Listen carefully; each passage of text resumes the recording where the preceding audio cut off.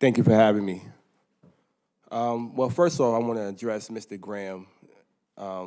First off, it sounded like you was talking about more of the companies and the businesses in your speech, but you forgot that the people are the ones who make these companies operate, and that we're not protected, and that the process for when we hold these companies accountable is not working for us, then that's not what, that's the reason why we're here today. That's the reason why I'm here to represent the workers who make these companies go.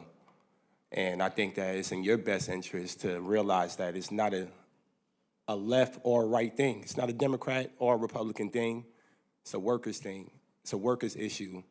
And we're the ones that are suffering in the corporations that you're talking about, in the businesses that you're talking about, in the warehouses that you're talking about. So that's the reason why I think I was invited today to speak on that behalf. And you should listen because we do represent your constituents as well. So just take that into consideration that the people are the ones that make these corporations go. It's not the other way around. So as the current interim president of the Amazon Labor Union, who represent 8,300 workers in Staten Island, an independent worker-led union that won their election on April 1st. I'm gonna tell you this, we organized for over a year. And throughout the course of that year, Amazon spent millions of dollars, as you mentioned, Senator Sanders. Myself, including a few other organizers, was arrested outside for organizing, arrested for delivering food to their coworkers. I wanted to reiterate that as well. You know, the type of things that Amazon do, breaking the law, intimidation, these are real things that traumatize workers in this country. You know, thousands of workers across this country who are in the process of organizing, who have the desire to organize in the United States. We want to feel that we have protections. We want to feel that the government is allowing us to use our constitutional rights to organize. The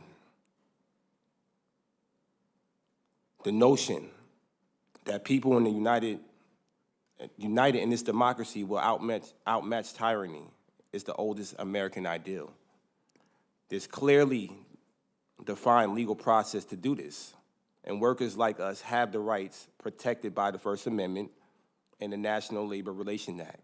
However, despite all of this, our victory in Staten Island was lauded as newsworthy and inspirational for the thousands of workers across the country, hundreds of thousands of workers. And even though we may have won, we did everything right, pressuring Amazon to recognize our victory and comply with our legal obligation to meet us at the bargaining table. But Amazon is refusing to do so. As you mentioned, they're going to stall.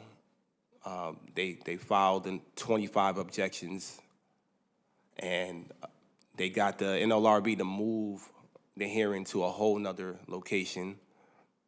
To me, it just sounds like the corporations have the control, and they control whatever they want. They break the law, they get away with it. They know that already, that breaking the law during these election campaigns won't be resolved during the election campaigns. So they purposely continue to break the law. For example, we filed over 40 ULPs in 11 months. Most of them quite a few of them got merit for further action. Some of them even got injunctions. For example, Gerald Bryson was fired 2 years ago. Finally, 2 years later, over 2 years later, there's a 10J in motion for his reinstatement. Another prime example, Daquan Smith was fired by the company for organizing. He's still out of a job. He's living in a shelter right now. We raised money through GoFundMe. These are just a few examples including myself, who's been out of a job for the last 2 years. I want to just end off by saying this. We need to pass the PRO Act so that workers are protected and workers are encouraged to organize. And if that don't work, I'm gonna let you know right now that on behalf of the Amazon Labor Union and the hundreds of thousands of workers across this country, that we will continue to organize. And once again, I want to remind you that this is not a left or right thing. This is a working class issue. And the workers at the bottom are the ones who make these corporations go. Thank you. Mr. Smalls, thank you very much.